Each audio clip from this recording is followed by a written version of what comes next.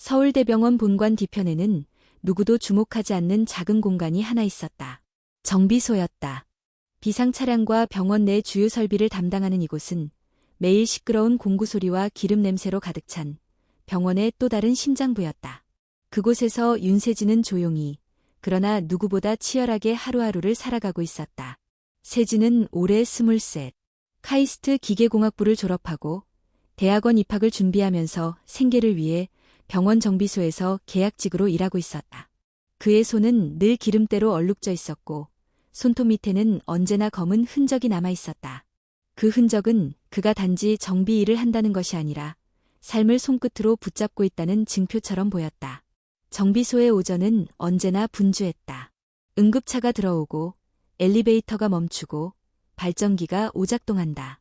모두들 조용히 맡은 일을 하지만 그 안에서 세진은 유난히 눈에 띄었다. 정비 책임자 박용태 팀장은 늘 말하곤 했다. 윤세진, 제 손끝은 기계보다 정확해. 하지만 실상은 달랐다. 세진은 가장 늦게 들어온 계약직이었고 정규직 전환의 가능성은 희박했다.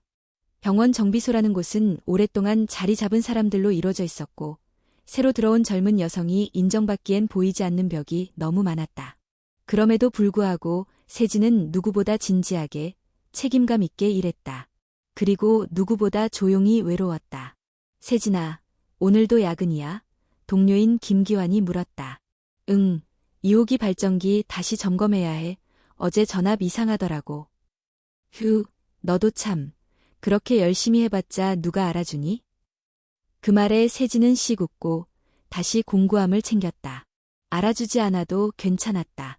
이 일이, 이 손으로 고치는 일이 그녀에게는 자존심이었다.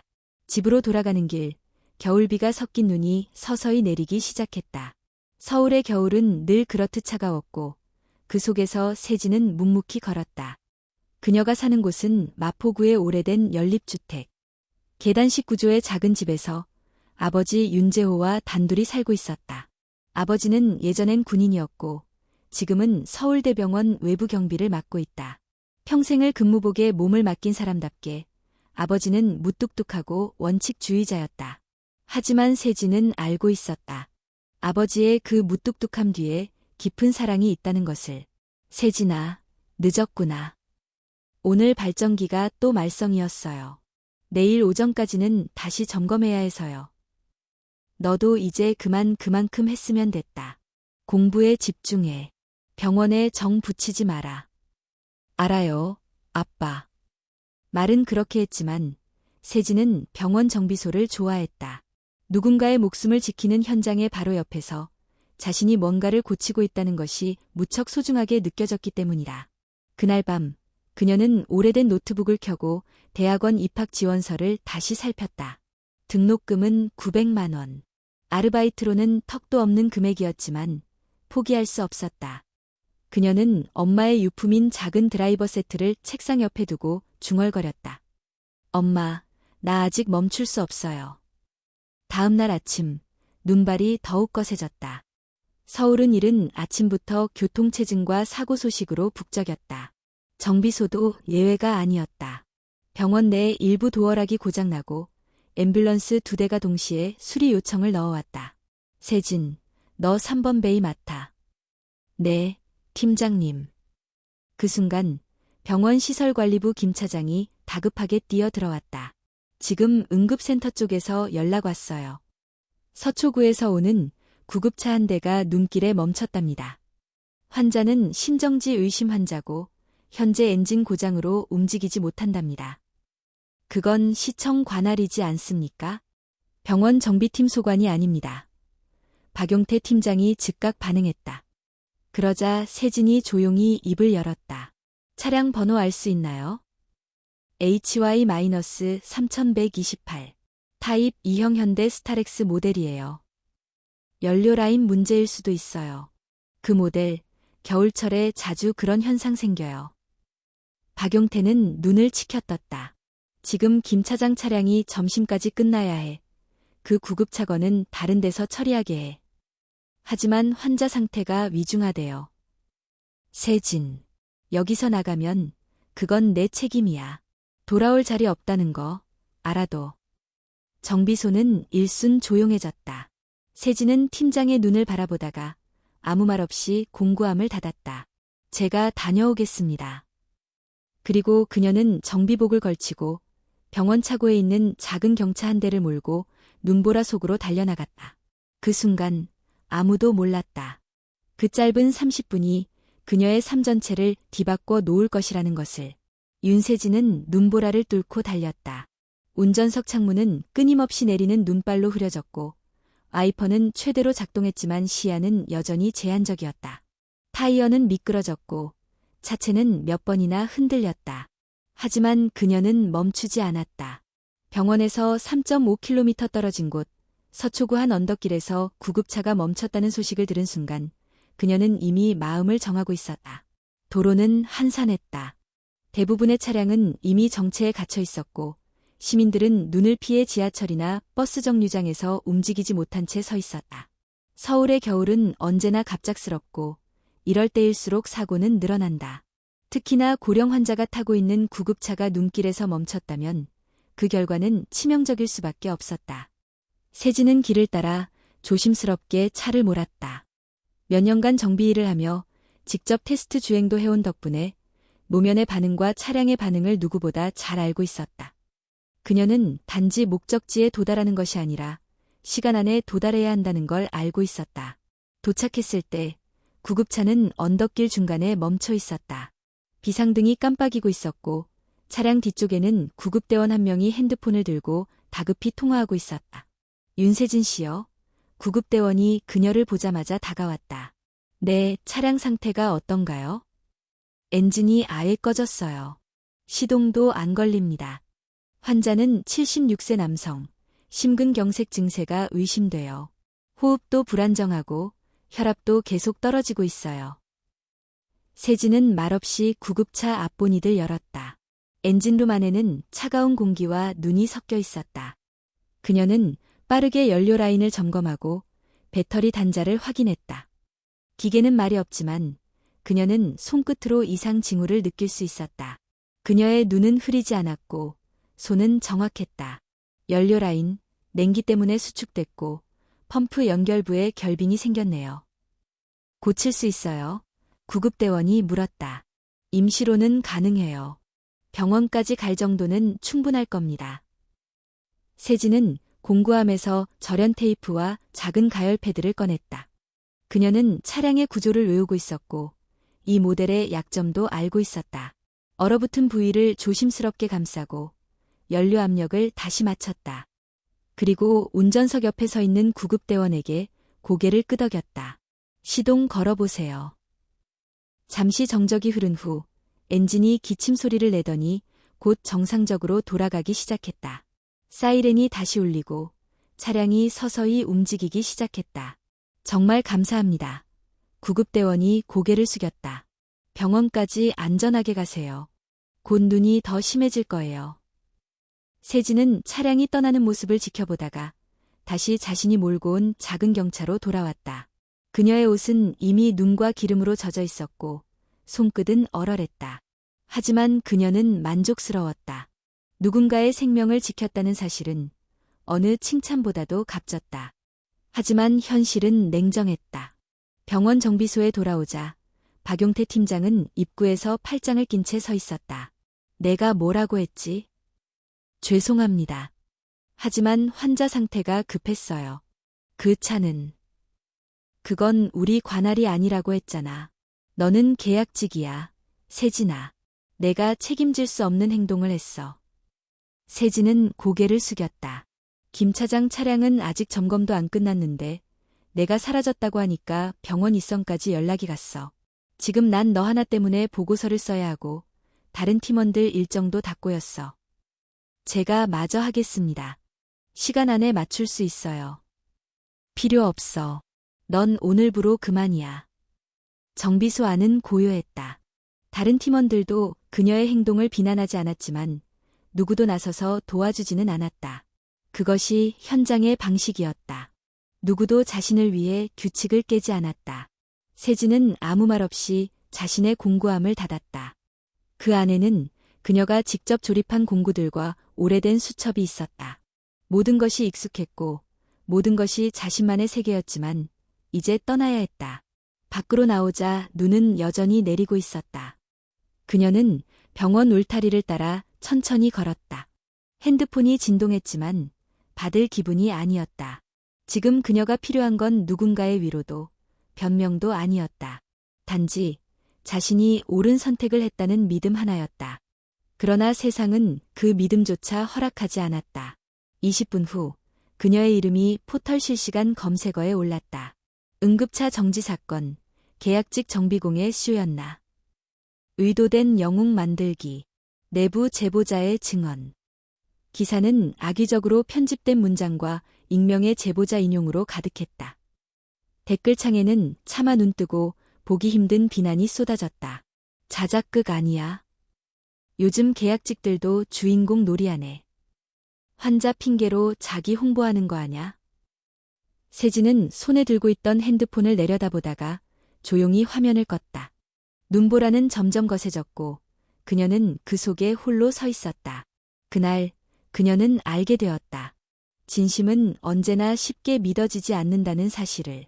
그리고 아직 시련은 시작에 불과했다.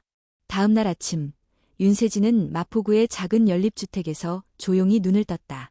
창밖엔 밤새 내린 눈이 골목길을 온통 뒤덮고 있었고 벽에 걸린 낡은 시계는 오전 7시 20분을 가리키고 있었다.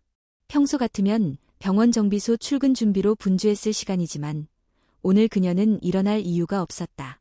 어젯밤 그녀는 잠을 거의 이루지 못했다. 핸드폰은 계속 울려댔고 뉴스포털의 메인 화면에는 여전히 그녀의 얼굴이 실루엣처럼 남아있었다. 댓글란은 독이 묻은 말들로 가득했고 몇몇 유튜브 채널에서는 자작극 정비공이라는 자극적인 제목으로 영상을 내보내고 있었다. 그녀는 이 모든 것이 어이없었다.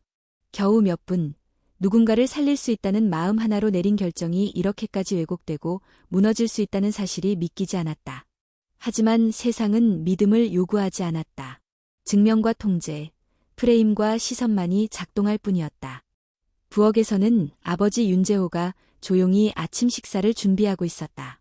예전 군인 시절의 버릇이 그대로 남아있는 듯 아버지는 늘 똑같은 시간에 일어나 같은 방식으로 밥상을 차렸다. 일어나 있구나. 네. 세진은 부엌 식탁에 앉았지만 젓가락은 움직이지 않았다. 아버지도 조용히 앉아 있었다. 두 사람 사이의 공기는 무겁고 차가웠다. 어제 세진이 정비소를 무단 이탈한 후 병원 측에서는 공식적으로 계약 해지를 통보했고 동시에 윤재호에게도 근무자 관리 소홀이라는 이유로 경고가 내려졌다. 아버지께까지 피해를 드릴 줄은 몰랐어요. 죄송해요. 재호는 잠시 눈을 감았다가 조용히 말했다. 세진아, 넌 옳은 일을 했다고 생각하겠지. 네, 사람을 살렸어요. 그 이상 설명이 필요할까요? 설명은 필요 없어. 하지만 세상은 이유보다 결과를 따진다. 내가 얼마나 좋은 의도로 행동했든 조직은 규정을 벗어난 사람을 용납하지 않아. 그럼 그냥 모른 척했어야 했을까요? 그 환자가 죽어도 상관없었어요. 나는 내 행동이 틀렸다고 말하는 게 아니다. 하지만 그 책임을 감당할 준비는 되어 있었냐는 거다. 가족까지 위험해질 수 있다는 걸 생각해봤냐? 세진은 말이 없었다. 그 순간만큼은 분명히 환자만을 생각했다. 그러나 그 결정이 아버지에게까지 영향을 미칠 줄은 몰랐다. 가족을 위험에 빠뜨리는 정의는 과연 정의일까? 그녀는 혼란스러웠다. 식사가 끝난 후 아버지는 조용히 정장을 갈아입고 출근 준비를 했다. 병원 경비직은 여전히 근무 중이지만 이번 사태로 인해 병원 본부에서 공식 조사를 하기로 결정했다는 통보를 받았다. 그의 목소리는 평소보다 더욱 건조하고 단호했다. 오늘부터 일 쉬어라. 입학 준비나 해라. 하지만 등록금이. 그건 내가 어떻게든 해볼 테니 너는 이런 식으로 휘둘리지 마. 세진은 대답 대신 고개를 끄덕였다. 하지만 그녀도 알고 있었다. 아버지의 월급으로는 겨우 생계 유지뿐이었다. 등록금은커녕 다음 달 월세도 빠듯한 상황이었다. 그날 오후 세진은 핸드폰을 끄고 근처에 있는 작은 도서관으로 향했다. 이곳은 그녀가 카이스트 시절 자주 오던 장소이기도 했다. 조용한 독서실 한켠에 앉아 그녀는 노트북을 켜고 입학원서를 다시 열었다. 모든 준비는 끝났지만 제출 버튼은 여전히 눌러지지 않았다. 그녀의 이메일에는 몇 통의 메시지가 도착해 있었다. 대부분은 지인들의 걱정, 몇몇은 익명의 협박이었다. 그러나 한 통의 이메일이 그녀의 눈을 끌었다. 보낸 사람, 이병준. 제목, 나도 당신을 믿습니다. 윤세진님, 저는 어제 서초구에서 멈췄던 구급차에 타고 있던 구급대원 이병준입니다. 그날 세진님이 아니었다면 환자는 병원에 도착하지 못했을 겁니다. 제가 그것을 증명할 수 있습니다. 기자들이 연락 온다면 꼭 진실을 말씀해 주세요. 그리고 감사합니다. 당신의 행동은 저희 모두에게 희망이었습니다. 그 이메일을 읽는 순간 세진의 손이 떨렸다. 누군가가 알아줬다는 사실. 단 한 사람이라도 그날의 진심을 이해하고 있다는 것이 그녀를 붙잡았다. 하지만 동시에 그녀는 또 다른 진실도 마주해야 했다. 서울의 뉴스 문화는 늘 자극적이고 새로운 먹잇감을 찾는데 열중해 있었다. 그녀는 이미 기사 제목 속에서 자작극, 의도적 영웅, 감성 마케팅의 얼굴이 되어 있었다. 구급대원의 증언 하나로 그 프레임이 바뀔 수 있을까? 아니, 바뀐다 해도 그녀의 삶은 이미 부서져 있었다. 다음 날 병원에서 한 통의 전화를 받았다. 발신자는 병원윤리위원회 소속이었다. 그녀에게 병원 방문을 요청하며 계약 해지 사유에 대한 최종 청문회를 진행하겠다는 내용이었다. 그리고 동시에 또 다른 연락이 왔다. 서울경제신문의 기자였다. 이름은 박세영. 그녀는 이렇게 말했다. 윤세진 씨, 저는 사실 그날 구급차에 타고 있던 환자가 누구인지 알고 있습니다. 누구죠? 정도현 회장입니다. 해명그룹의 창립자이자 현재 회장직에 있는 그분이요. 세진은 숨을 삼켰다. 이 사실은 아직 공개되지 않았어요. 병원과 그룹 측 모두 언론 통제를 하고 있거든요. 하지만 그만큼 이 사건은 단순한 계약직 정비공의 월권이 아니에요. 당신의 행동이 한국 경제를 지탱하는 한 사람의 생명을 살린 거라면 이야기는 완전히 달라지죠. 그걸 왜 저에게 알려주는 거죠? 당신에게 선택권이 있으니까요. 조용히 사라질 수도 있고 진실을 꺼낼 수도 있어요. 언론은 언제나 두 갈래 길에 서 있습니다.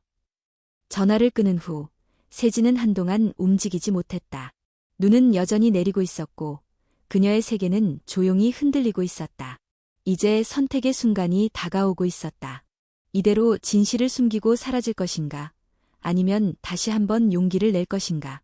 그녀는 아직 대답을 정하지 못했지만 단 한 가지는 분명했다. 이 싸움은 이제 막 시작되었을 뿐이라는 것. 서울의 아침 공기는 여전히 차가웠다. 눈은 그쳤지만 차가운 바람이 거리의 얼음을 그대로 얼려놓고 있었다. 윤세진은 병원윤리위원회로부터 출석 요청을 받은 날 아침, 정장을 입는 대신 평소의 작업복을 그대로 입었다. 누군가는 무례하다고 생각할 수 있겠지만 그녀는 이 모습이야말로 자신을 가장 정확히 표현하는 옷이라고 믿었다. 병원 내 윤리위원회는 병원장 직속의 독립기구로 병원 내 비상 상황과 관련된 문제를 조사하고 판단하는 역할을 맡고 있었다. 세진이 병원 정비소 소속 계약직으로 일하며 응급차 수리에 임의로 개입했다는 행위는 병원의 규정상 업무의 행위 및 기관 이미지 훼손 가능성으로 판단될 수 있는 사안이었다. 위원회 회의실은 병원 본관 7층, 누구나 쉽게 접근할 수 없는 구역이었다. 세진은 회의실 앞에서 기다리던 아버지 윤재호와 마주쳤다. 그는 정장을 입고 있었고 그 얼굴에는 복잡한 감정이 서려 있었다. 아버지, 여기까지 안 오셔도 되는데. 너 혼자 보내기엔 마음이 놓이지 않았다. 둘은 말없이 회의실로 들어섰다. 위원장은 무표정한 얼굴로 세진을 맞이했다. 윤세진 씨, 오늘 회의는 조사 성격이 아닌 사실 확인 절차입니다. 필요시 향후 법적 절차로 이어질 수 있음을 사전 안내드립니다. 세진은 고개를 끄덕였다. 그리고 자신이 왜 그날 행동했는지를 조목조목 설명했다. 구급차의 상태, 현장의 상황, 당시의 판단. 모든 것은 정리되어 있었고 그녀의 말은 흔들림이 없었다. 그러나 위원 중 한 명이 묻는다. 왜 병원 정비 책임자의 명확한 지시를 어기셨습니까? 조직 내 질서를 무시한 이유가 무엇입니까? 사람이 죽을 수 있는 상황이었습니다. 규정은 중요하지만 그 순간에는 판단이 더 중요했습니다. 또 다른 위원이 조용히 말했다. 하지만 그 판단이 병원의 이미지에 치명적인 결과를 가져올 수도 있었다는 점은 인지하셨습니까? 세진은 잠시 숨을 골랐다. 자신이 무슨 말을 해도 이미 이 자리는 진실을 가리는 장소가 아니라는 걸 느끼고 있었다. 윤리는 종종 조직의 명분을 지키는 또 다른 이름이었다. 그날 저녁 윤리위원회의 최종 발표는 병원 내부 메일로 전 직원에게 전파되었다.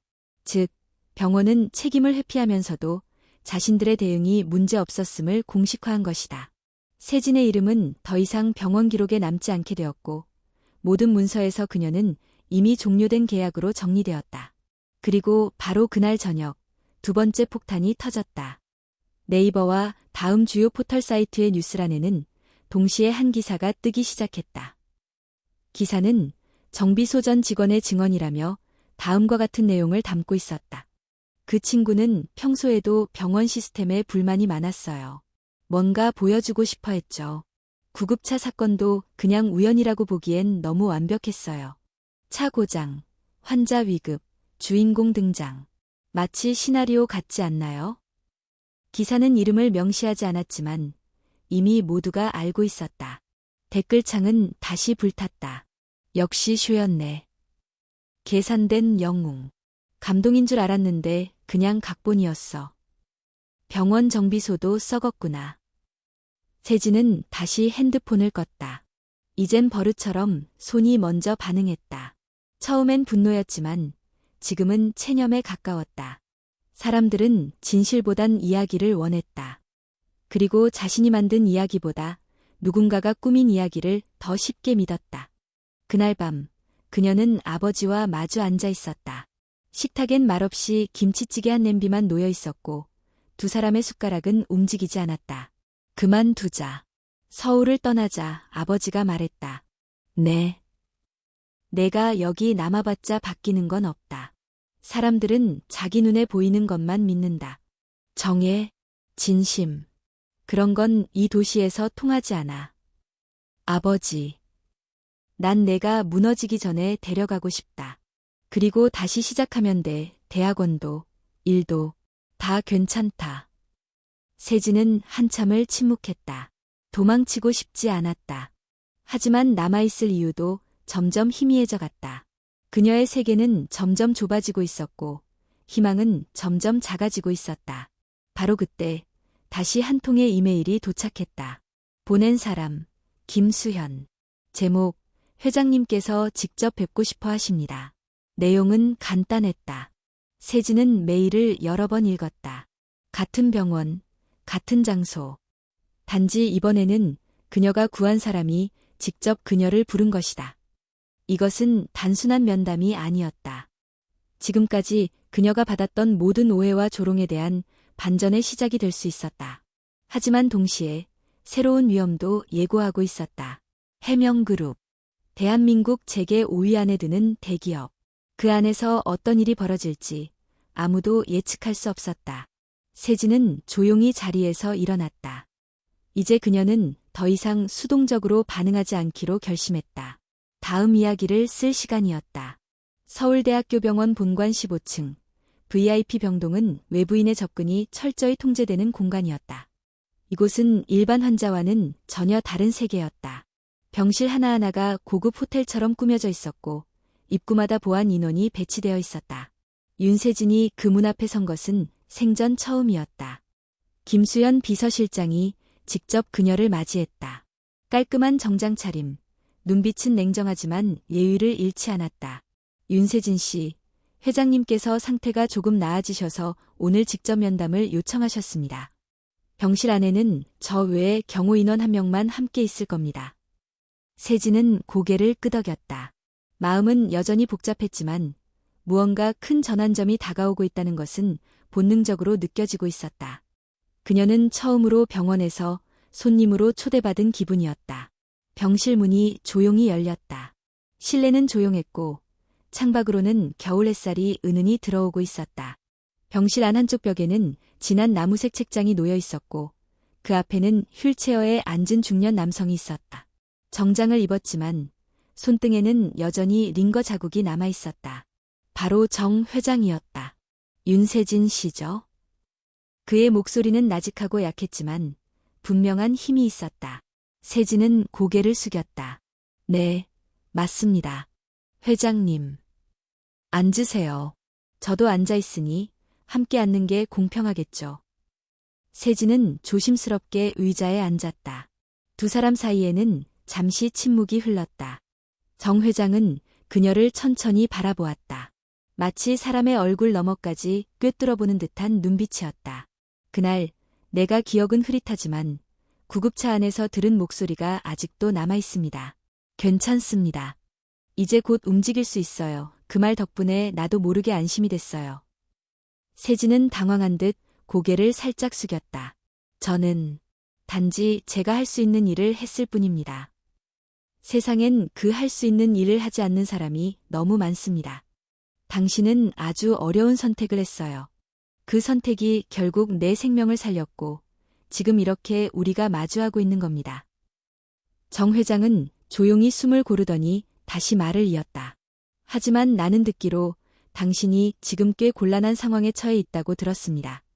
병원에서 해고당했고 언론은 당신을 자작극의 주인공으로 만들었죠. 네, 사실입니다. 그럼에도 불구하고 당신은 도망치지 않았군요. 이 자리까지 와주었고요. 도망친다고 해서 진실이 바뀌는 건 아니니까요. 정 회장은 미소를 지었다. 피곤한 얼굴이었지만 그 안에는 어떤 확신이 자리하고 있었다. 해명그룹에는 특별한 프로젝트가 하나 있습니다.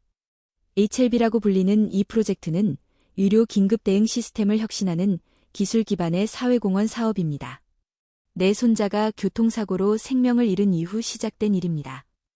세진은 놀란 눈으로 그를 바라보았다. 언론 어디에도 공개되지 않은 정보였다. 응급차 내부 구조, 기계적 안정성, 자동 진단 시스템까지 전면적으로 개선하는 게 목적입니다. 하지만 이 프로젝트는 수년째 제대로 진척되지 못하고 있습니다. 이유는 단순합니다. 기술보다 시스템이 더 복잡하거든요. 정 회장은 잠시 침묵했다. 그리고 책상 위에 놓여있던 파란색 서류 파일을 그녀에게 건넸다. 이건 내 비서실에서 정리한 자료입니다. 윤세진 씨, 나는 당신이 이 프로젝트에 참여해 주기를 바랍니다. 단순한 기술자가 아닌 개발 기획자로서 실제 경험을 바탕으로 생명을 살릴 수 있는 기술을 설계하고 싶다면 이건 당신에게 기회일 겁니다. 세진은 파일을 조심스럽게 받아들었다. 서류 안에는 HLV 프로젝트의 개요, 현재 문제점, 그리고 향후 개선 방향 등이 상세히 적혀 있었다. 단순한 제안이 아니었다. 이것은 분명히 초대였다. 하지만 저 같은 사람을 왜? 나는 사람의 판단을 숫자로 보지 않습니다. 당신은 이미 충분히 증명했어요. 그리고 무엇보다 나는 빚을 갚아야 할 의무가 있습니다. 저는 그런 의도는 아니었어요. 알고 있습니다. 그래서 더 신뢰가 가는 겁니다. 김수연 비서실장이 조용히 들어와 일정을 알렸다. 회장의 다음 진료 시간이 다가오고 있었다. 면담은 끝나야 했다. 정 회장은 마지막으로 조용히 말했다. 생각할 시간을 드리겠습니다. 다만 너무 오래는 마시길. 좋은 사람은 세상이 놓치기 전에 붙잡아야 하니까요. 세진은 자리에서 일어나 고개를 숙였다. 병실을 나서며 그녀는 그 어떤 감정도 한마디로 정리할 수 없었다. 놀라움, 혼란, 희망, 불신, 책임감. 모든 것이 뒤섞여 그녀의 가슴을 두드리고 있었다. 엘리베이터 안에서 김수연이 조용히 말했다.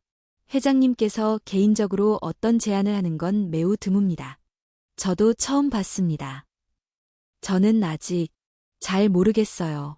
너무 빠르게 일이 흘러가는 것 같아서요. 천천히 생각하세요. 하지만 기회는 늘 오래 기다려주지 않아요. 세진은 병원을 나서며 하늘을 올려다보았다. 눈은 멎었고 구름 사이로 햇살이 내려오고 있었다. 며칠 만에 처음 보는 햇빛이었다. 하지만 그녀의 마음에는 아직 해가 완전히 뜨지 않았다. 자신이 정말 이 프로젝트에 어울리는 사람인지, 이 선택이 옳은 것인지 확신할 수 없었다.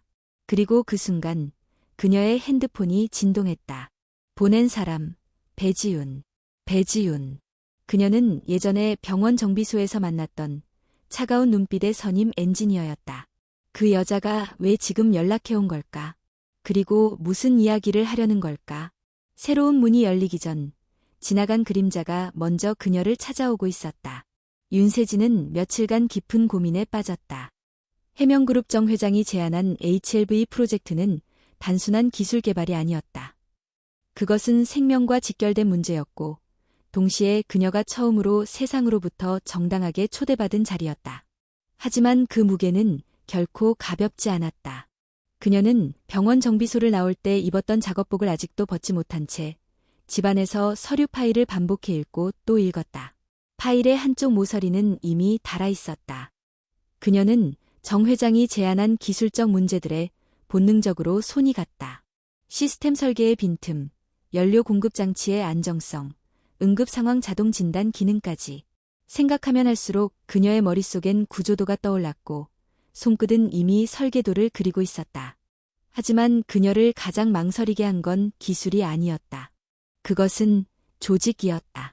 그녀는 결국 김수연 비서실장에게 연락했고 일주일 후 HLV 프로젝트 팀의 사무실로 발걸음을 옮겼다. 해명그룹 본사는 강남구 중심가에 위치해 있었고 23층 HLV 전담부서는 유리벽과 자동화 회의 시스템으로 가득한 현대적인 공간이었다. 그곳에서 그녀를 맞이한 사람은 바로 배지윤이었다. 지윤은 정장을 깔끔하게 차려입은 채 회의실 한복판에서 프레젠테이션을 정리하고 있었다. 그녀의 눈빛은 여전히 날카롭고 말투는 매끄러웠지만 차가웠다. 오랜만이네요. 윤세진 씨, 해명그룹에서 다시 만나게 될 줄은 몰랐어요. 저도요. 이 프로젝트에 계신 줄 몰랐습니다. 지윤은 자리에 앉으면서 세진에게 커피 한 잔을 건넸다. 회장님 말씀 들었어요. 당신이 여기에 들어오게 된 배경. 솔직히 말하죠. 나는 반대했어요.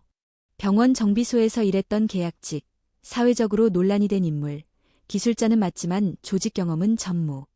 그런 사람을 여기에 앉힌다는 게 상식적으로 맞다고 생각해요? 세진은 그 말에 움찔했지만 고개를 숙이지 않았다. 제가 부족한 건 사실입니다. 하지만 기술적으로 도움이 될 수 있다면. 그걸 말하는 게 아니에요. 지윤은 말을 끊고 차분히 이어갔다. 이 프로젝트는 수많은 이해관계가 얽혀 있어요. 기술만 좋다고 되는 게 아니라는 말입니다. 예산, 정부와의 협약, 외부 언론, 내부 정치. 그 안에서 당신 같은 정의감 있는 사람은 가장 먼저 무너집니다. 세진은 잠시 말을 잃었다. 그 말은 단지 경고가 아니라 마치 한때 자신도 그렇게 무너져봤다는 고백처럼 들렸다. 배지윤 선배님도 한때는 이상을 품고 계셨나요? 지윤은 미묘하게 눈을 피하며 대답했다. 누구나 그랬겠죠. 근데 이상은 오래 못 가요. 현실을 아는 순간 사람은 적응하거나 떠나거나 둘 중 하나를 택하게 돼요. 그녀는 탁자 위에 놓인 서류 중 하나를 꺼내 세진에게 건넸다. 이건 다음 주 실험용 시제품 도면이에요. 당신이 보기엔 어떤가요? 세진은 도면을 받아들고 한참을 들여다보았다. 서류에는 응급차 내부 배치 구조, 자동 진단 소프트웨어 연동 시스템, 충격 흡수 장치 구성 등이 나와 있었다. 하지만 몇 군데는 명백한 오류가 있었다. 특히 연료 공급 라인의 재질이 표준보다 저급한 소재로 바뀌어 있었고, 센서 배선 설계도는 실제 환경 테스트를 고려하지 않은 채 이론에만 의존하고 있었다.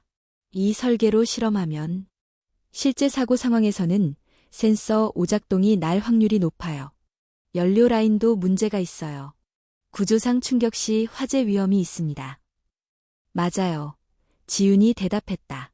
근데 이 설계를 승인한 건 본사 기획팀장이에요. 이유는 간단하죠. 이게 예산 범위 내에서 가능한 최적의 시나리오니까. 수치는 만족하니까. 문제는 안 보이니까. 그래도 이건 위험합니다. 실험에 투입되면 안 돼요. 윤세진 씨, 당신은 아직도 정답이 통하는 세상이라고 믿나요? 사람들은 숫자만 봐요. 실험 결과가 좋으면 문제 없다고 생각해요. 실제로 어떤 일이 일어날지는 아무도 관심 없어. 정 회장님조차도 시스템 바깥에서는 우리 목소리를 못 들어요. 세진은 숨이 막혔다. 자신이 들어온 곳은 단지 기술을 개발하는 공간이 아니었다. 그것은 현실이라는 이름으로 진실이 무시되는 공간이었다. 그럼 어떻게 해야 하죠? 그냥 눈 감고 이 도면대로 가야 하나요? 내가 그걸 말해줄 이유는 없어요. 당신이 결정해야지.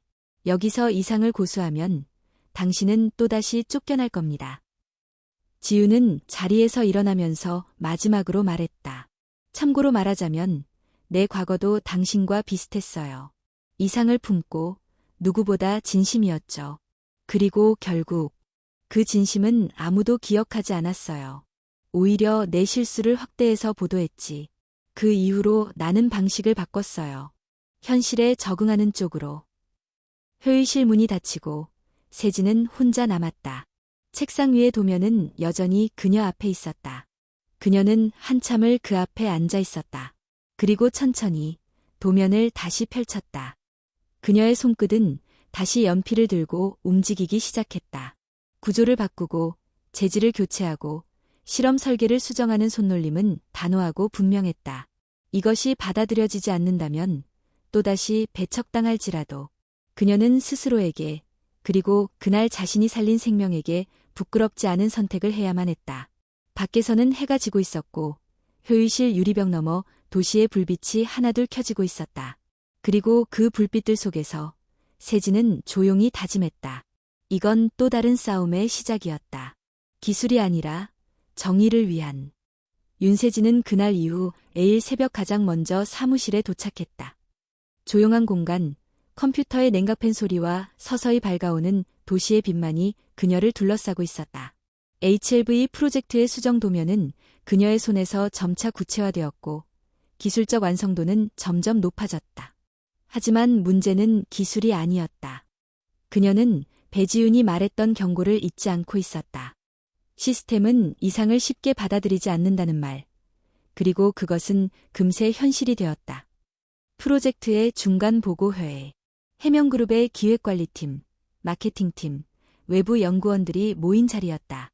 세진은 자신이 재설계한 응급차 내부 시스템과 충격 흡수 장치의 구조적 변화, 그리고 예산 절감과는 상충될 수 있는 기술적 안정성 확보 방안에 대해 상세히 설명했다.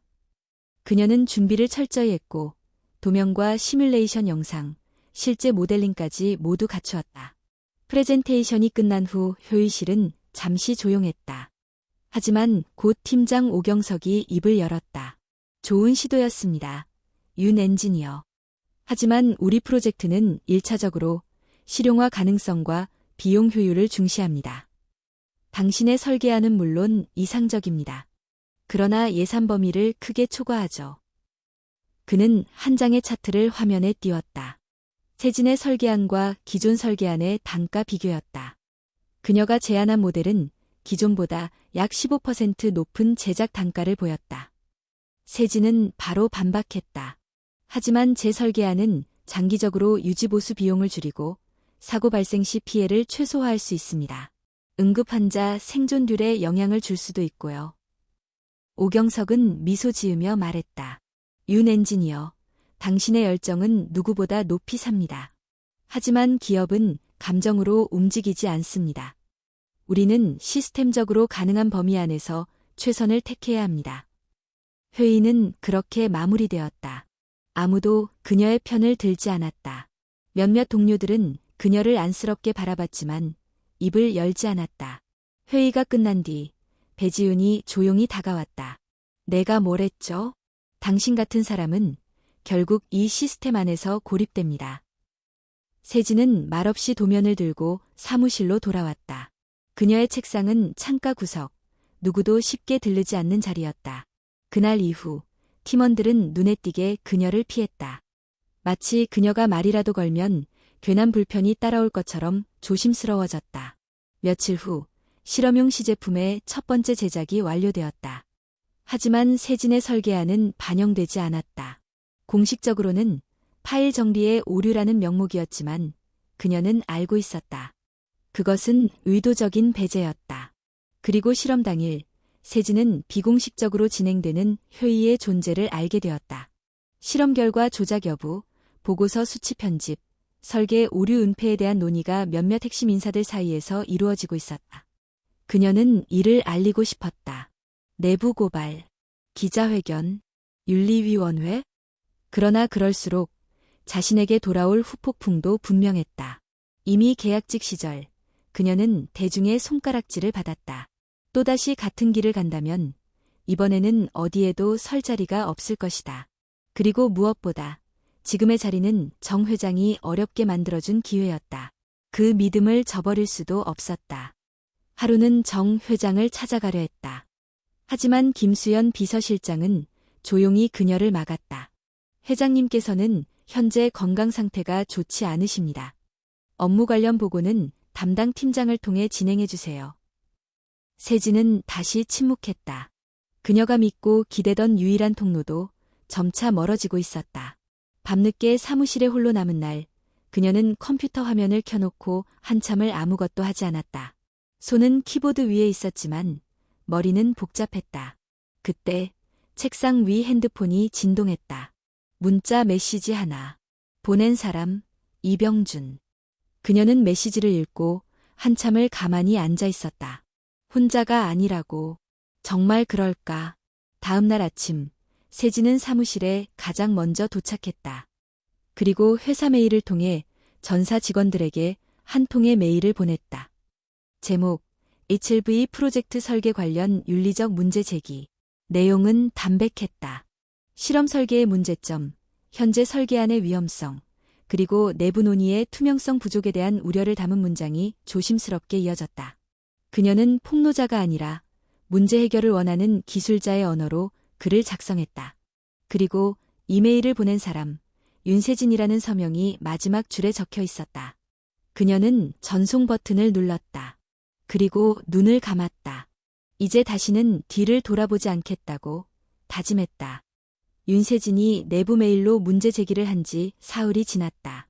예상보다 반응은 빨랐다. 회사 내부 감사실에서 정식 회의 요청이 들어왔고 HLV 프로젝트 팀은 전사 실무자와 임원진이 참석하는 공개 시뮬레이션 실험을 긴급히 준비하게 되었다. 공식 명분은 설계의 신뢰성 검증 및 기술 투명성 확보였지만 모두가 알고 있었다. 이번 실험은 단순한 기술 테스트가 아닌 권력의 균형을 좌우하는 자리라는 것을. 공개 실험은 해명그룹 부설 연구센터에서 진행되었다. 최신 설비와 실시간 데이터 분석 장비가 갖추어진 공간, 중앙 대형 스크린에선 시뮬레이션 영상을 띄우고 좌우 회의석엔 핵심 임원들이 앉았다. 정 회장은 건강상의 이유로 참석하지 못했지만 그의 비서 김수연이 직접 참관했다. 현장 분위기는 긴장감으로 팽팽했다.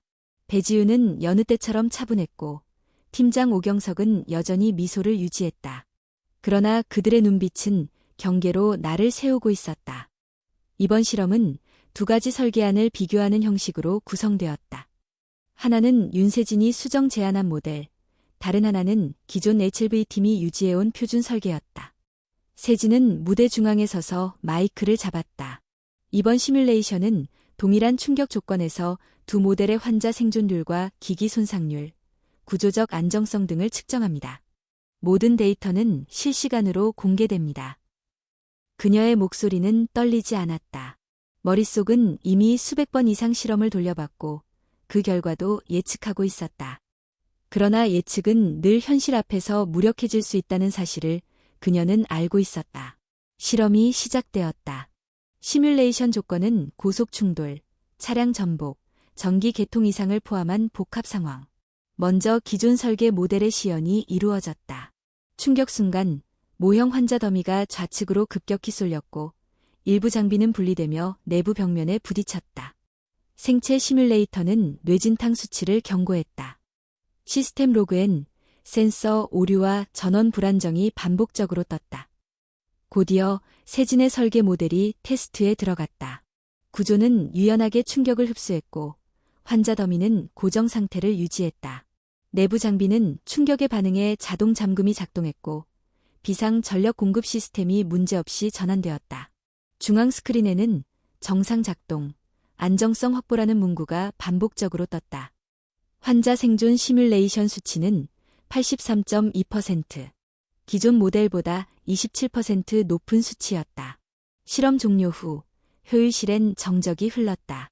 그 누구도 먼저 말을 꺼내지 못했다. 기술적 우위가 명백했기 때문이다. 오경석은 차트를 몇 차례 넘기더니 조용히 말했다. 확실히 데이터상 성능 차이는 존재합니다. 그러나 이 수치는 실제 현장 적용 시 예상 비용 상승률과도 연결됩니다. 재정적인 타당성은 별도로 검토되어야 합니다. 그 순간 김수연 비서실장이 입을 열었다. 지금 논의하는 것은 성능 검증입니다. 비용 문제는 이후에 다룰 수 있습니다. 중요한 것은 이 실험이 진실을 드러냈다는 사실입니다. 배지윤도 입을 열었다. 윤세진 엔지니어의 설계는 분명 정밀했고 결과도 우수했습니다.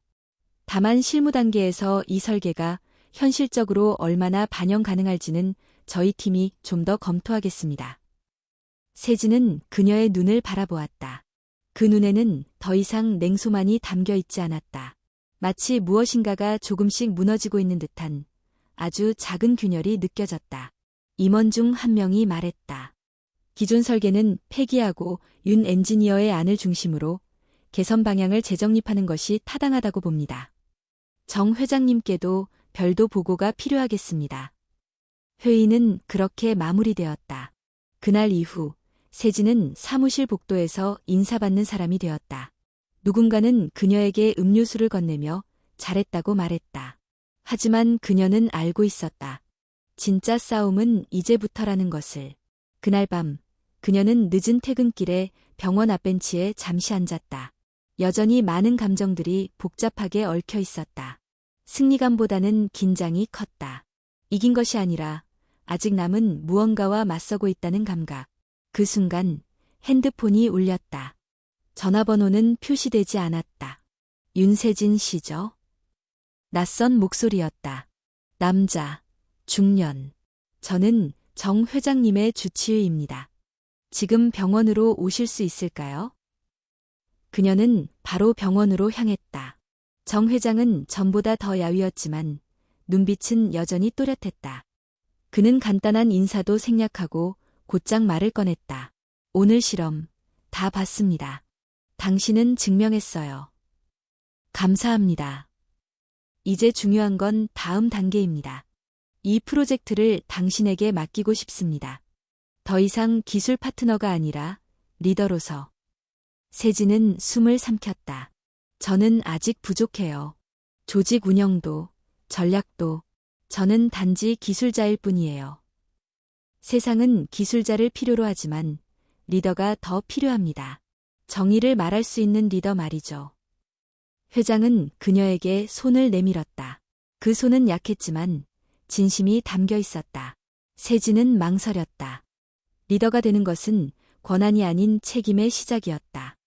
그리고 그 책임은 이제 그녀를 더 높은 곳으로 밀어올리고 있었다. 그녀는 손을 맞잡았다. 해보겠습니다. 도망치지 않겠습니다. 며칠이 지났다. 윤세진은 해명그룹 HLV 프로젝트의 공식 리더로 임명되었다. 회사 내부 인트라넷에 올라온 발표문은 짧고 간결했다. 많은 직원들이 놀랐고 일부는 반발했으며 또 누군가는 조용히 박수를 보냈다. 하지만 세진은 모두에게 감사하지도 누구에게도 원망하지도 않았다. 이 자리는 얻어진 것이 아니라 지켜낸 것이었다. 그녀는 프로젝트 회의실 한쪽 벽에 손수 만든 구조도와 위험도 맵을 붙였고 매일 새벽부터 저녁까지 팀원들과 직접 설계를 조정했다. 그녀의 리더십은 명확하고 실용적이었다. 어떤 직원도 실험 결과 앞에서 반박하지 못했고 그녀의 조율 능력은 점점 조직 전체의 흐름을 바꾸고 있었다. 하지만 모든 것이 순조롭지는 않았다. 프로젝트가 다시 본격화되면서 외부 이해관계자들의 움직임도 거세졌다. 특히 정부 산하 응급구조협회와 일부 부처 인사들은 HLV 시스템의 민간 주도 개발을 우려하며 기술 검증의 중립성과 보안 문제를 제기하고 있었다. 그러던 중 그녀는 외부의 한 제안을 받았다. 서울시 응급의료정책실로부터 정식 공문이 도착한 것이다. 내용은 이랬다. 이것은 명백한 기회였다. 지금까지 시뮬레이션과 실험실 안에서만 증명된 HLV의 성능을 실제 거리와 시민들 사이에서 검증할 수 있는 기회였다. 하지만 동시에 커다란 도박이기도 했다.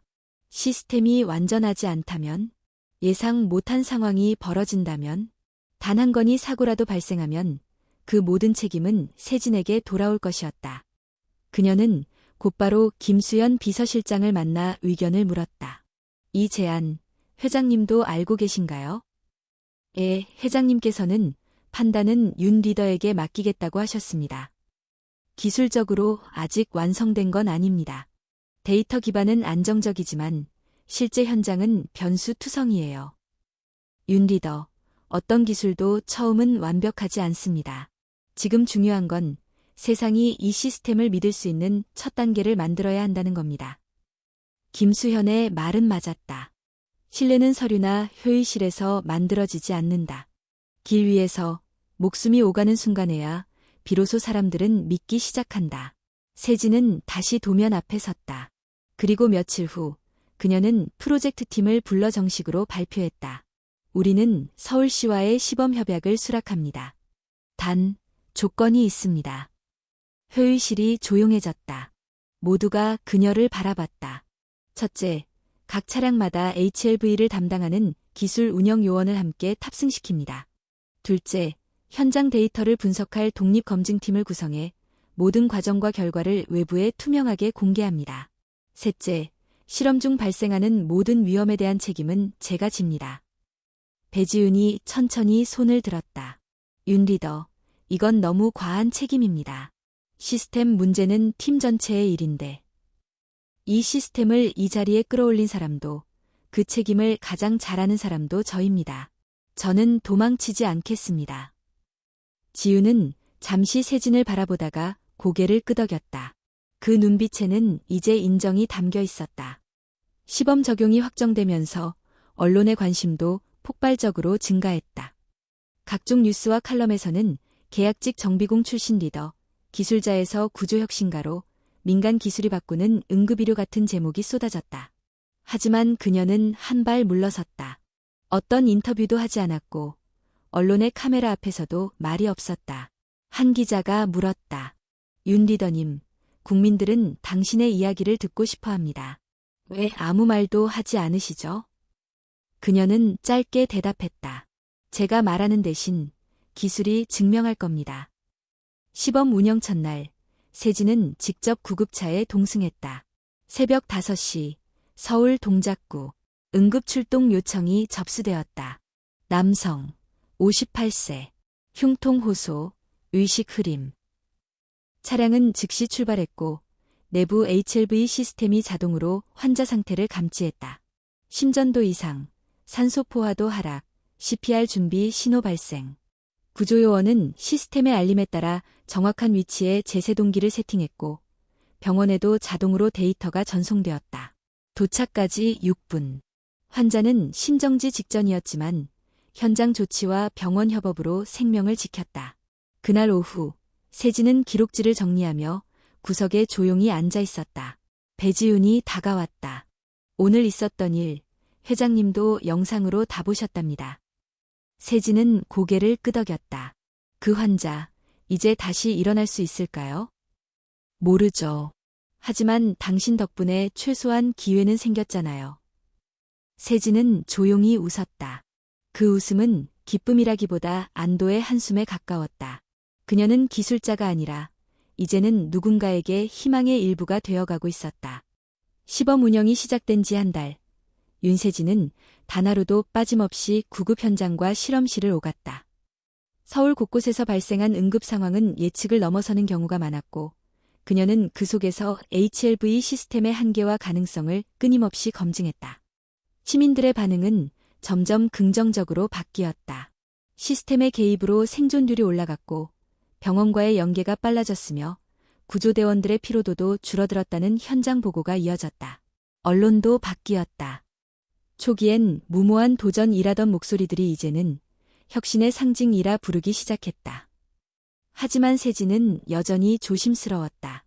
기술이 사람을 구한다고 믿었지만 그 기술을 유지하고 개선하는 건 사람의 윤리와 책임이라는 걸 누구보다 잘 알았기 때문이었다. 어느 날 저녁, 그녀는 병원으로부터 연락을 받았다. 정 회장이 위독하다는 소식이었다.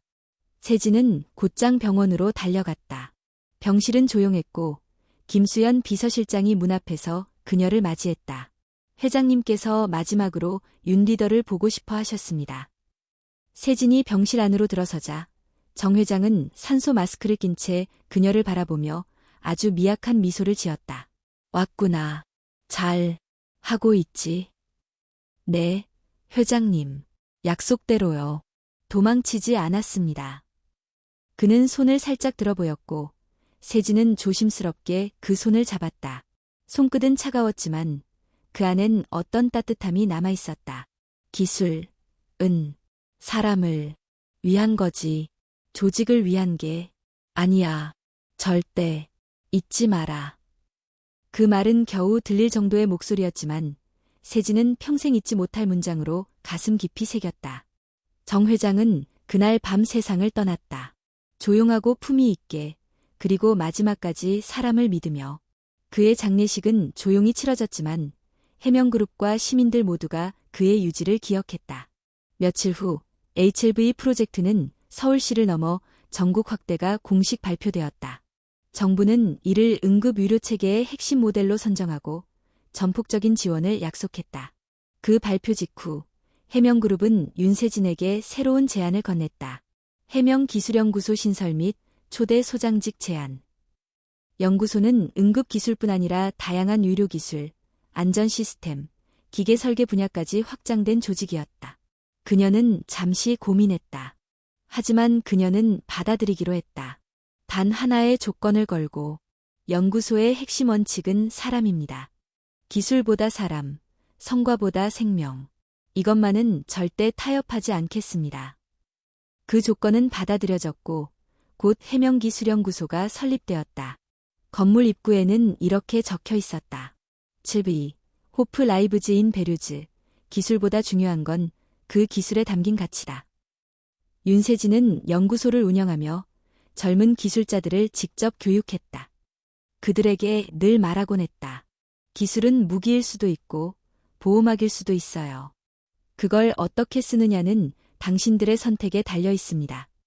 그래서 기술자가 되기 전에 먼저 사람이어야 합니다. 그녀는 한 번도 자신이 영웅이라 생각하지 않았다. 단지 옳다고 믿는 방향으로 걸었을 뿐이다. 때로는 넘어졌고 때로는 흔들렸으며 수많은 의심과 조롱 속에서도 단 한 가지는 포기하지 않았다. 사람을 위한 기술. 그 신념. 어느 날 오후 세진은 연구소 옥상에서 멀리 도시를 내려다보고 있었다. 해는 지고 있었고 어딘가에서 사이렌 소리가 울리고 있었다. 익숙한 그 소리. 하지만 이번엔 두렵지 않았다. 그녀의 곁으로 배지윤이 다가왔다. 한때 나도 이런 하늘을 보며 버텼던 적이 있었어요. 이젠 안 버텨도 돼요. 같이 나아가면 되니까요. 지윤은 웃었다. 그녀도 이제는 타협이 아닌 책임을 선택한 기술자였다. 그리고 또 다른 하루가 지나갔다. HLV 시스템은 전국 17개 광역시에 도입되었고 해외 의료기기 박람회에 초청되었다. 윤세진은 한 인터뷰에서 이렇게 말했다. 제가 이 자리에 올 수 있었던 건 제가 특별해서가 아닙니다.